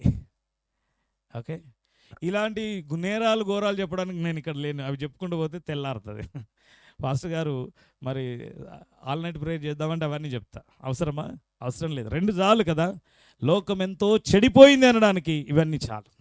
కాబట్టి సాతానుడు లోకాన్ని అడవిగా మార్చేసి లోకములో ఉన్న మనుషులను అడవి మృగాలుగా, క్రూర మృగాలు. ఏంటి, ఒక స్కూల్లో అరే క్రూర మృగానికి తేడా ఏంటో చెప్పానంటే చెప్పారట, మేక అనేది క్రూర మృగం అంట, పులి అనేది క్రూర మృగము అని చెప్పారనమాట. అర్థమైందా ఇప్పుడు మీకు? మేకను కోసుకొని కూర వండుకుంటాం, అది క్రూర మృగం. తర్వాత చంపేది పులి కాబట్టి అది క్రూర మృగం అని చెప్పారు. అయితే సైతానుగాడు మనుషులందరినీ వావి వరుసలు మరిచేటువంటి క్రూర మృగాలుగా, అందుకే వార్తలలో ఆ రైటింగ్ ఎట్లా ఉంటుందమ్మా, మనిషి మృగముగా మారాడు. అవునా, అవుతుందా లేదా? అయితే సాతానుడు అలా చేస్తున్నాడు, చేసి తర్వాత ఉన్నమాట దాని పట్టణాలను పాడు చేస్తున్నాడు. ఇప్పుడు మనం ఏమనుకుంటున్నాం, మంచి మంచి పట్టణాలు కట్టబడుతున్నాయి. ఒకప్పుడు గోడలు పూరిళ్ళు అట్లుట్లు ఉంటే ఇప్పుడు అందరూ స్లాబ్లు వేసుకొని మంచిగా కట్టబడుతున్నాం మనం అనుకుంటున్నాం. కానీ ఆ కట్టబడుతున్న ఇళ్లలో పాపాన్ని జొప్పించేసి పట్టణాలను ఏం చేస్తున్నాడు, వాడు పాడు చేస్తూ ఉన్నాడు. తర్వాత ఇక్కడ ఒక మాట ఉంది, తాను చెరపట్టిన వారిని తమ నివాస స్థలానికి పోనీయకుండా వాడు అడ్డుకుంటున్నాడు. అది విషయం, వింటున్నారా? ఇప్పుడు మోషే ప్రార్థన ఏమని చేశాడు, తరతరముల నుండి మా నివాస స్థలం నీవే అని చెప్పి నువ్వు మనుషులను మంటికి మార్చి ఏమని చెప్పి పంపించావు, నరులారా తిరిగి రండి. అయితే ఈ సాతానుడు ఏం చేస్తున్నాడు, మనుషులను చెరపట్టేసి వారి నివాస స్థలమైనటువంటి పరలోకానికి వెళ్ళనీయకుండా అడ్డుకుంటున్నాడు. ఈ మాట ద్వారా వింటున్న తురకపాలెం గ్రామస్తులారా, ఈ రోజున నీ కన్న తండ్రి అయిన దేవుని దగ్గరికి వెళ్ళకుండా ఈ యుగ సంబంధమైనటువంటి సాతానుగాడు మనోనేత్రాలకు గుడ్డితనము కలగజేసి నిన్ను ఆ తండ్రి ఉన్న స్థలానికి, పరలోక రాజ్యానికి, నువ్వు అనుకుంటున్న మోక్ష రాజ్యానికి వెళ్ళనీయకుండా నిన్ను అడ్డుకుంటున్నాడు. ఈ రాత్రి ఈ మాట ద్వారా విని జీవము గల దేవుని దగ్గరికి రా. ఏ మార్గము గుండా నీవు పరలోకానికి వెళ్ళగలవో ఆ మార్గము గురించి ఇదిగో దైవజనులు సునీల్ గారి దగ్గర బోధించడం జరుగుతూ ఉన్నది. హల్లెలూయా. కాబట్టి ఈ మార్గములో నడిస్తేనే నీకు నిత్య జీవము దొరుకుతుంది. ఇర్మీయా గ్రంథంలో ఉంది, మార్గములలో నిలిచి చూడుడి, పురాతన మార్గములను గూర్చి విచారణ చేయుడి, మేలు కలుగు మార్గం ఏదని తెలుసుకొని దానిలో నడువుడి, అప్పుడు మీకు నెమ్మది కలుగుతుంది అని చెప్పాడు. హల్లెలూయా. ఇదిగో మాది పురాతనం, మాది ప్రాచీనం, మాది ఇంకా సనాతనం అనుకుంటున్నటువంటి వారికి ప్రభు అయిన యేసు క్రీస్తు రక్తమే శరణ్యం. హల్లెలూయా, హల్లెలూయా. యేసు రక్తము మాత్రమే. ఆయనే చెప్పాడు. ఆయనంత క్లియర్గా ఎవరైనా చెప్పారండి? నేనే మార్గమును, సత్యమును, జీవమును, నా ద్వారానే తప్ప ఎవడు తండ్రి దగ్గరికి రాడు. చూడండి, మోషే ఏమని ప్రార్థన, తండ్రి ప్రభువా, తరతరముల నుండి మా నివాస స్థలము నీవు, అంటే నువ్వెక్కడున్నావు అక్కడ. ఇప్పుడు యేసేమని చెప్పాడు? నా ద్వారానే ఆ స్థలానికి వెళ్తావు. ఎంత చక్కగా చెప్పాడు. హల్లెలూయా. కాబట్టి ఈ బహిరంగ మరి వేదిక మీద మైక్ ద్వారా వింటున్నటువంటి దేవుని ప్రియమైన బిడ్డలారా, ఈ ప్రియ గ్రామస్తులారా, యేసు ప్రభువు తప్ప మోక్ష రాజ్యానికి ద్వారము లేనే లేదు. హల్లెలూయా. దేవునికి స్తోత్రం. ఆయన నీకు నాకు దారిగా ఉండడానికి వచ్చి ఏం చేశాడండి? నీ పాపముల కొరకు, నా పాపముల కొరకు సిలువలో తన పరిశుద్ధ రక్తాన్ని ధారపోశాడు. వింటున్నారా? ఆయన రక్తము ఎటువంటిదండి? అమూల్యమైన రక్తం. యేసు రక్తం అనే పాట పాడదు. యేసు రక్తము, రక్తము, రక్తము, రక్తము, అమూల్యమైన రక్తము, నిష్కళంకమైన రక్తము, అమూల్యమైన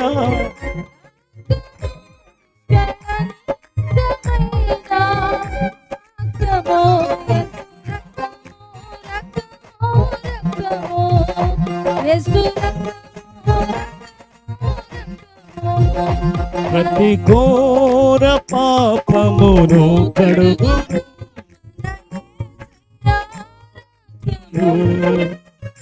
ప్రతి ఘోర పాపమును కడుగును యేసయ్య రక్తము. బహు దుఃఖములో మునిగెనే, చెమట రక్తముగా మారెనే. బహు దుఃఖములో మునిగెనే, చెమట రక్తముగా మారెనే. రక్తము, రక్తము, రక్తము, రక్తము, రక్తము, అమూల్యమైన రక్తము, నిష్కళంకమైన రక్తము, నిష్కళంకమైన యేసు రక్తము,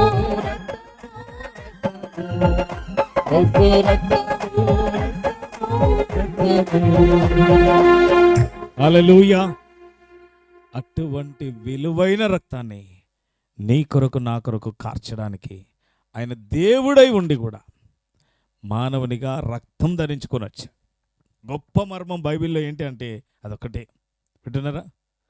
నిరాక్షేపముగా దైవభక్తిని కూర్చిన మర్మము గొప్పదై ఉన్నది అని చెప్తాడు. తిమోతి పత్రిక 3:15 కదా, మొదటి తిమోతిలో. కాబట్టి దేవుని బిడ్డలారా, ఇంతకంటే గొప్ప మర్మం లేదు. ఏంటి? దేవుడు మానవుని రక్షించడానికి మానవునిగా మారాడు. అది తన మహిమను ఫిలిప్పి 2వ అధ్యాయంలో ఉంది కదా, ఆయన దేవునితో సమానంగా ఉండుట విడిచిపెట్టకూడని భాగ్యముగా ఎంచుకొనలేదు, కానీ మనుషుల పోలికగా పుట్టి దాసుని స్వరూపం ధరించుకొని తనను తాను మొత్తం రిక్తునిగా చేసుకున్నాడు. తన లోపలున్న దైవత్వాన్ని, అందులో ఉండే శక్తినంతటిని కూడా వదిలేశాడండి ఆయన. వింటున్నారా? ఒకవేళ ఆ శక్తినే కనుక పట్టుకొని వస్తే భూమి మీద ఎవరైనా నిలబడేటోళ్ళ, సిలువ వేసేటోళ్ళ ఆయనని? ఎవడో దరిద్రుడు, దుర్మార్గుడు చెప్తాడు, 3 మేకులు పీక్కోలేనివాడు. నేనంటాను, ఆయన పీక్కోలేక కాదు, ఒకవేళ ఆయన పీక్కుంటే నువ్వే వేయబడాలి దానికి సిలువ. అందుకే నీ కొరకు ఆయన సహించాడు. హల్లెలూయా. ఎన్నో నిందలను భరించాడు కదండి. భరించుటకే ఆయన వచ్చాడు, సహించుటకే వచ్చాడు. ఆయనే అన్నాడు, నా ప్రాణాన్ని పెట్టడానికి వచ్చాను నేను అన్నాడు. హల్లెలూయా. అలా నిన్ను ప్రేమించి నీ కొరకు మరణించకపోతే, పరిశుద్ధ రక్తము దారకపోయకపోతే నువ్వు నిత్య నరకానికి వెళ్తావని గ్రహించిన దేవుడు నీ కొరకు ఉచితముగా రక్షణను సిద్ధపరిచాడు. హల్లెలూయా. అయితే నువ్వు చేయాల్సిందల్లా, ఇదిగో నేను నా ముత్తాతల తరము పుట్టక ముందే 2000 సంవత్సరాల క్రితమే యేసుక్రీస్తు దేవుడు నా కొరకు ఈ భూలోకానికి వచ్చి తన పరిశుద్ధ రక్తాన్ని ధారపోసి నా జన్మ కర్మల పాపాలని తన పరిశుద్ధ రక్తంతో కడిగేశాడని ఎవరైతే ప్రకటించి నోటితో ఒప్పుకొని యేసుప్రభువుని నమ్ముకుంటారో వారు రక్షించబడతారు. హల్లెలూయా. వింటున్నారని? వారికి నిత్య జీవం ఇస్తాడు. కాబట్టి వారే ఇప్పుడు 2 ప్రశ్నలు, మరణము చూడక బ్రతుకున్నారుడు ఎవడు అనే ఒక ప్రశ్నలో ఎవరు లేరు, అందరూ చచ్చిపోయే వాళ్ళే. అవునండి, ప్రకటించే నువ్వు నేను పోయేటోళ్ళమే, అవునా? మరణము అందరం చనిపోతాం. కానీ 2వ ప్రశ్న ఒకటి ఏంటంటే, పాతాళము వశము కాకుండా తనను తాను తప్పించుకొనగలవాడు ఎవడంటే, దానికి బైబిల్లో జవాబు ఉంది. ఏమనుంది? సామెతల గ్రంథం 15వ అధ్యాయం 24వ వచనంలో ఏమని ఉంటుందంటే, క్రిందనున్న పాతాళమును తప్పించుకొనవలెనని బుద్ధిమంతుడు పరమునకు పోవు జీవ మార్గమున నడుచుకుంటాడు. ఇప్పుడు చెప్పండి, దేవుని బిడ్డలారా, తుర్కపాలెం గ్రామస్తులారా, దేవుడు కోరుకున్న బుద్ధిమంతుడు ఎవరో తెలుసా అండి? క్రింద పాతాళం ఉంది, దాన్ని నేను తప్పించుకోవాలి అని భూమి మీద ఉన్నప్పుడు ఆలోచన చేసేవాడే బుద్ధిమంతుడు. ఆమెన్. నేను ఇలా స్వార్థ ప్రకటిస్తుంటే ఒక ఆమె అంటుంది, పోయా సార్, పోయా సార్, సచ్చిన తర్వాత కిందో మీందో, తక్కడో బిక్కడో, బతుకున్నప్పుడు తినాలి, తాగాలి, సుఖపడాలి, సచ్చిన తర్వాత ఎవరు చూసి వచ్చారేంటి? అందుకే అది ఇప్పుడు మేము ఆలోచన చేయమయ్యా అని అంటే బైబిల్ ప్రకారం ఆమె నాకు ఎలా కనపడుతుంది అనమాట. వింటున్నారా? ఈ ఆలోచన ఎక్కడ చేయాలి?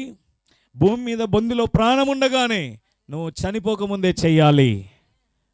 ఈ మైక్ ద్వారా వింటున్న వారు ఈ రాత్రి ఆలోచించుదురుగాక. హల్లెలూయా. వింటున్నారా?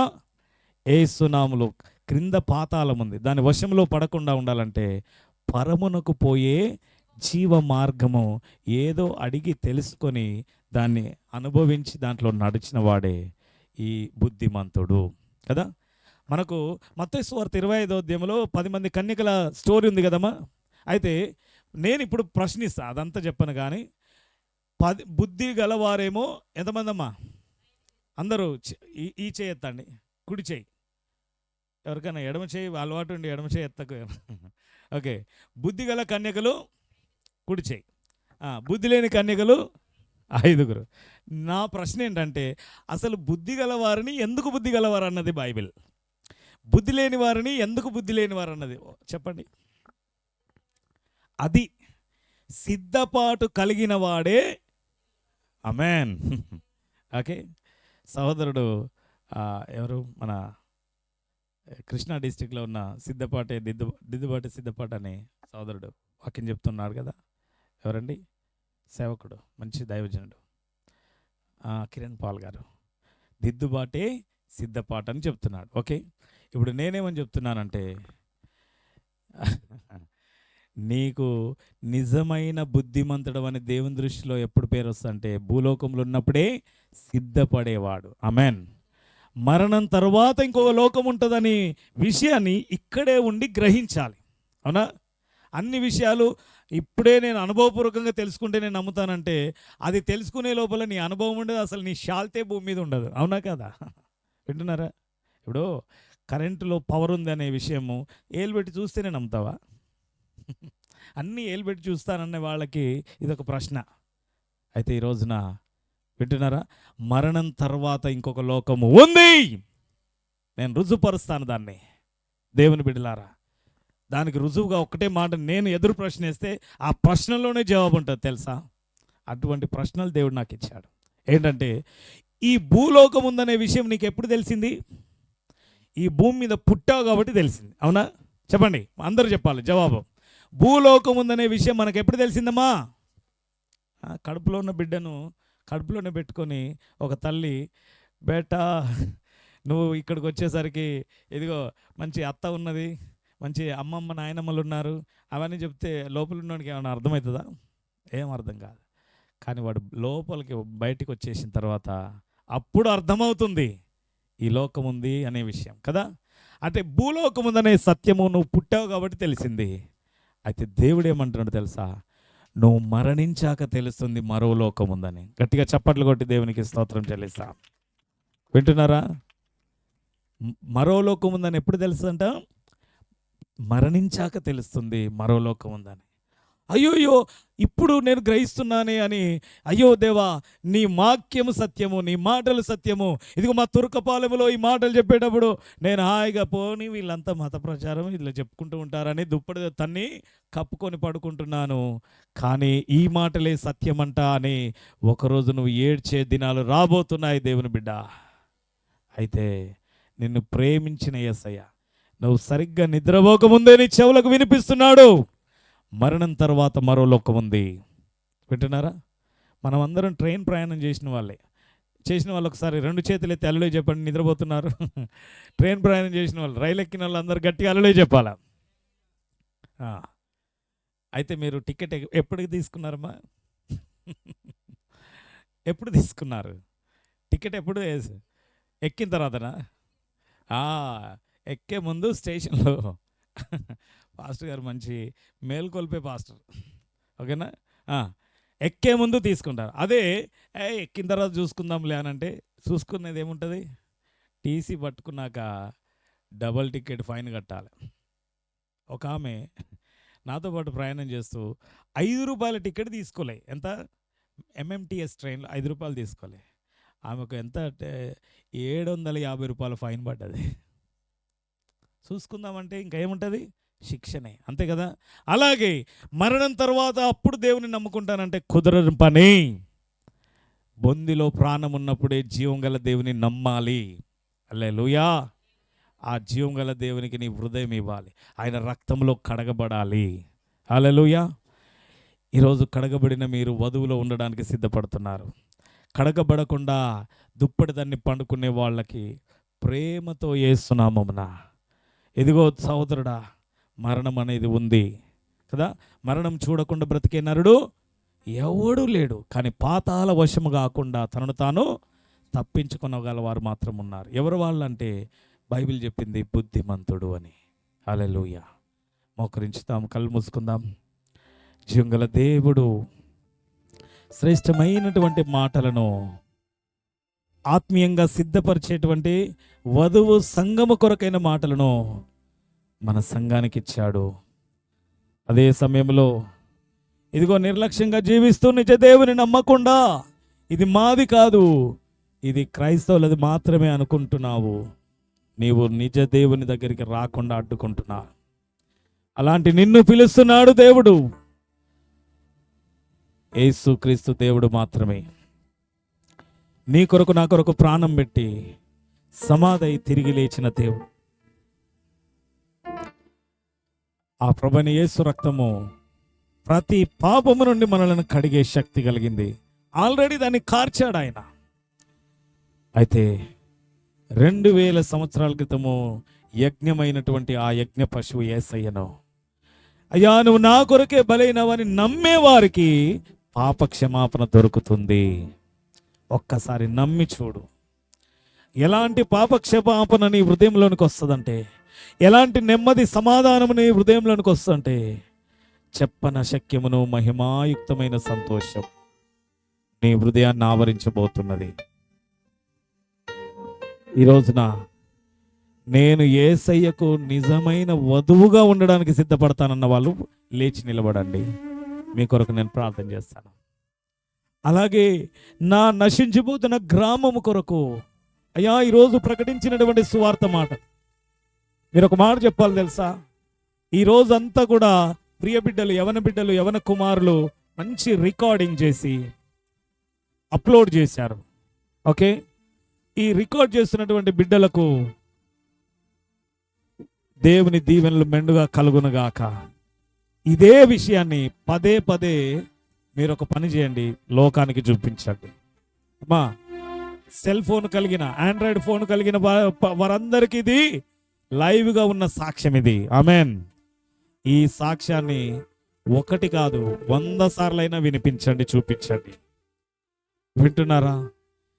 పరమ సత్యాలను చెప్పిన దైవజనుడి మాటలని చెప్పి మీరు ఇది వినిపించండి. అప్పుడు మీ బాధ్యత తీరిపోతుంది. వింటున్నారా? కాబట్టి దేవుని బిడ్డలారా, ఇది మీరు వినండి. మొదటి భాగం నుంచి మీరు డిసైడ్ చేసుకోండి, యేసు ప్రభువుకు నేను వధువుగా ఉండడానికి సిద్ధపడతాను. దేవుని బిడ్డలారా, యేసు రక్తములో కడగబడాలి, వేరే దారే లేదు. దేవుని బిడ్డ, దేవుని పిల్లలారా, హల్లెలూయా, హల్లెలూయా. నీకిష్టమైనది కావాలి దేవునికి, బలి అర్పణ కోరలేదు దేవుడు, బలి అర్పణ కోరలేదు దేవుడు. ప్రభు మనసు తెలుసుకో, వాక్యాన్ని చదువుకో, నీకిష్టమైనది కావాలి దేవునికి, బలి అర్పణ కోరలేదు దేవుడు, బలి అర్పణ కోరలేదు దేవుడు.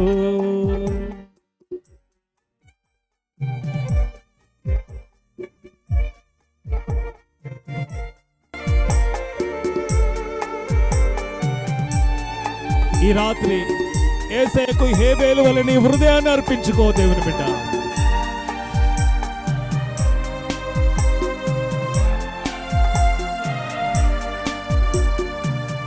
కయీను అర్పణ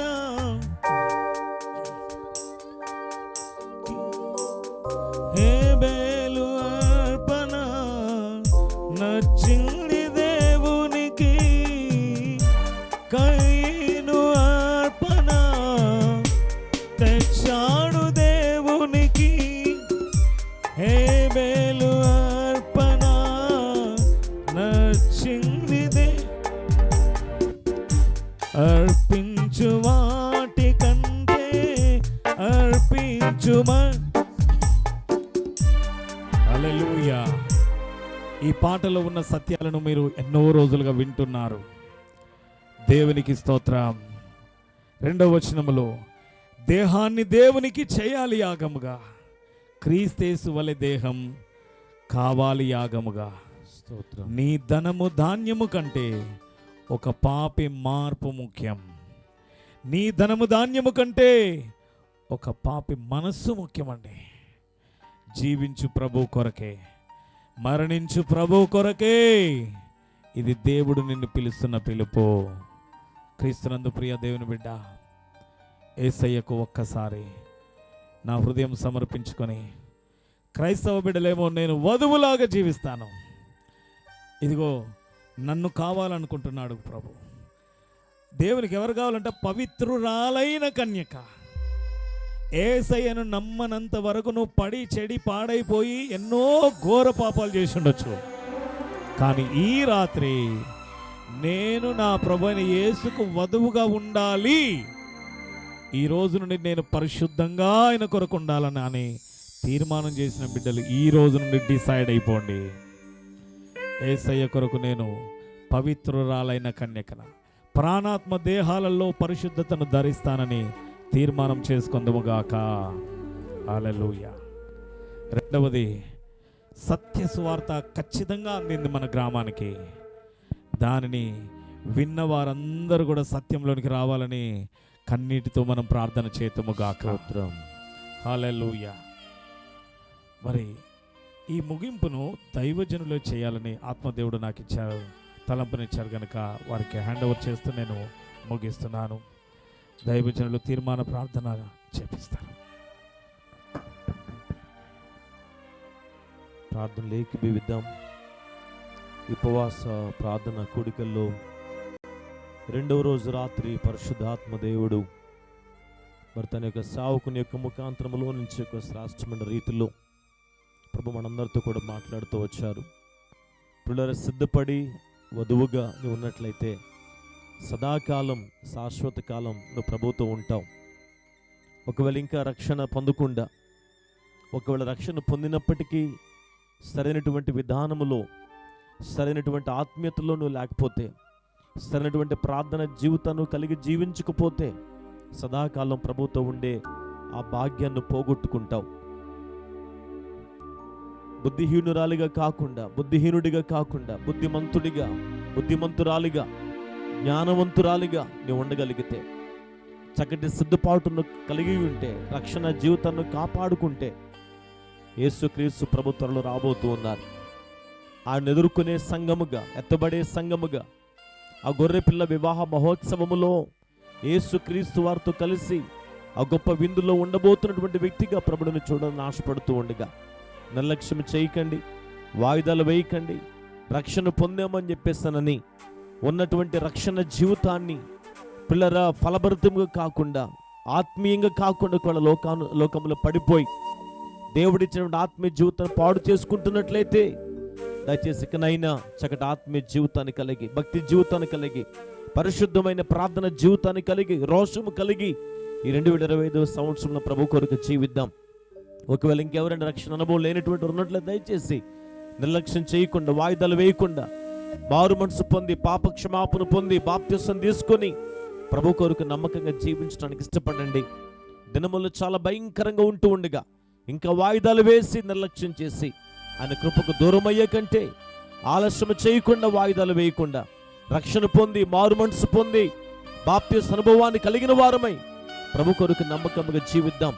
ఆయన రాకడలు ఎత్తబడి గుంపులో ఉందాం. ఆయనకి ఇష్టమైన వధువుగా మనమందరం కూడా సిద్ధపడదాం.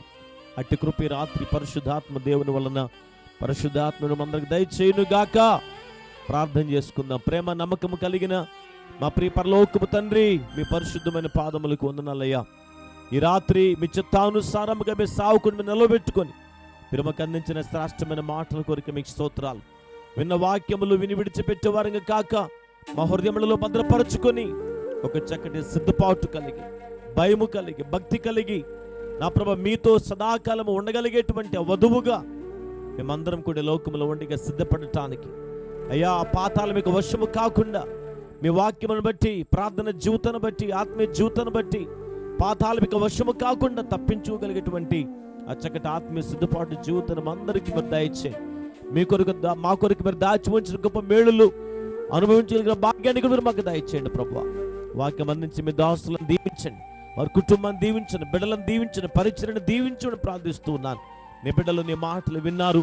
ఇంకా నా ప్రభు వాత వేయబడిన మనస్సాక్షి కలిగిన వారవే ఉండకుండా మెత్తని మాంసపు గుండె కలిగిన వారై మారు మనసు పొంది, రక్షణ పొంది, బాప్తిస్సు పొందుకొని మీ కొరకు జీవించడానికి, మీతో నడవటానికి, మీతో సహవాసము చేయటానికి, మీతో అంటుకట్టబడడానికి బిడ్డలందరికీ మీరు సహాయం చేయండి. రక్షణ పొందిన బిడ్డలు కూడా రక్షణను నిర్లక్ష్యం చేయకుండా, రక్షణను కాపాడుకుంటూ మీ కొరకు నమ్మకంగా జీవించే భాగ్యం బిడ్డలకు దయచేయండి. సంఘమును దీవించండి, గ్రామాన్ని దీవించండి ప్రభువా. దీవెనకరంగా జరిగించారు. రేపు పగలు రేపు రాత్రి జరగబోయే కూడికలను కూడా మీరు మా కొరకు దీవెనకరంగా జరిగించి మీ నామానికి మహిమ తెచ్చుకోమని యేసు నామములో ప్రార్థన చేయుచున్నాము తండ్రి. ఆమేన్. పరలోకమందున్న మా తండ్రి, మీ నామం పరిశుద్ధపరచబడును గాక, మీ రాజ్యముకొచ్చును గాక, మీ చిత్తం పరలోకము నెరవేర్చున్నట్లు భూలోకము నెరవేరును గాక. మాడుదన ఆహారం మాకు దయచేయం, మాడల అపరాధము చేసిన వారిని క్షమించిన ప్రకారం మా అపరాధములను క్షమించుము, శోధనలోనికి తెక్క దుష్టుని తప్పించుము. రాజ్యము, శక్తి, మహిమ నిరంతరము నీవే నావు తండ్రి. ఆమేన్. మన పరమ తండ్రి అయిన దేవుని ప్రేమ, మన ప్రభువును మన రక్షకుడైన యేసుక్రీస్తు వారి కృప, పరిశుద్ధాత్మని కన్యోన్య సహవాసమని కాపుదల చేరుకూడి వచ్చిన మనందరికీ రాలేకవనికబడిన బిడలకు, సంఘానికి, గ్రామానికి, సకల విశ్వాసులకు, రేపు జరగబోయేటువంటి ఆఖరి దినపు కూడికలకు, వాక్యమంచిన తన దాసులకు ఆయన సన్నిధి సదా తోడై ఉండును గాక. ఆమేన్.